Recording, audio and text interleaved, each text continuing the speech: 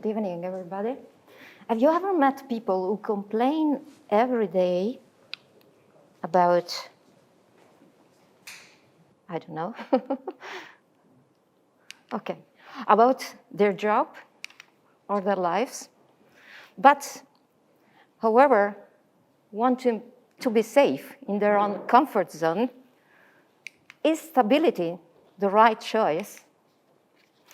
I was very young when I read Who Moved My Cheese? The book written by Spencer Johnson is an enlightening story about 4 characters. They all love cheese, but one terrible day, the cheese disappears. Sniff and Scurry, 2 of them, decide to go into the maze, looking for new cheese. Hem and How, the other 2, feel betrayed and start complaining that someone stole their cheese. You know, they waste a lot of time complaining about this situation. But after several days, Ho loses hope and decides to head into the maze to look for a new cheese. During the journey, oh, sorry, my mask, sorry. During the journey into the maze, he writes all that he is learning, hoping that one day also M could move on looking for a new cheese. In the end, Ho finds a huge place filled with cheese, but discovers that the Sniff and Scurry have already been there. So, in the first part of my life, I was not so different from How and Hem. At the age of 18, my parents said that I was fit to become a lawyer.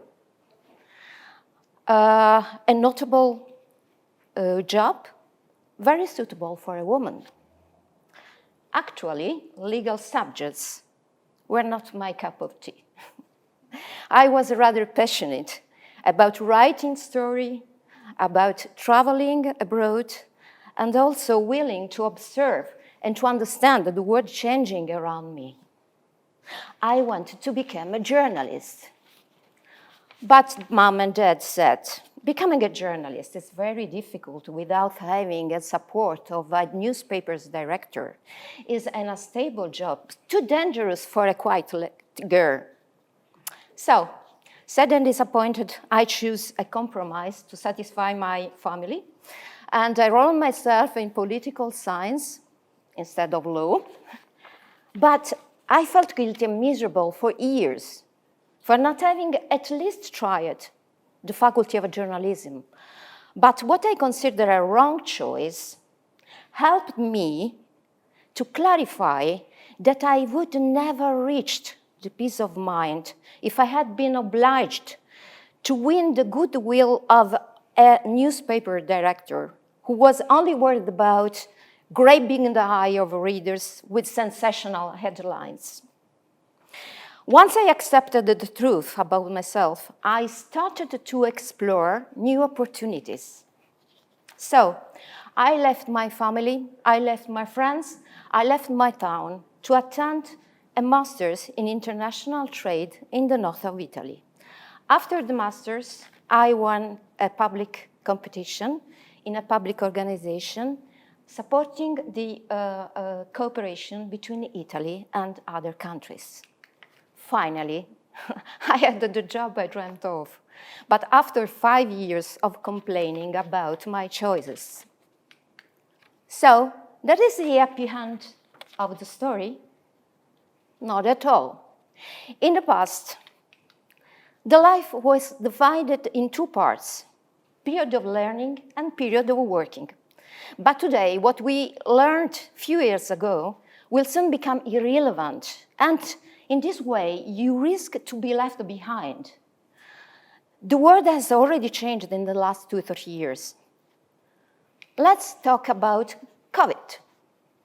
We celebrated the start of 2020, hoping that the year would be marvelous, without being aware that there was a breakout of COVID in Wuhan. A few months later, everything changed. From economics to our lifestyle, some people had lost their job, some had lost their loved ones. How can we prepare ourselves for a future with an unprecedented transformation? On what can we rely? On technology? We are approaching an era, for good or bad, where algorithms know us better than ourselves. If technology takes a too big part in our life, we risk to become hostage of its agenda. So, on the other hand, if we know what we want, technology could help us to anticipate, adapt to, and enjoy any kind of change. Communication, critical thinking, collaboration, and creativity could support the human being in the century of frequent change, writes the historian Yuval Harari in his book 21 Lessons for the 21st Century. In conclusion, more often than in the past, we are asked to reinvent our strategies in a changing world. An old proverb said, "When the wind of change blows, some people build walls, others set off the sails." Happy sailing to everybody. Thank you.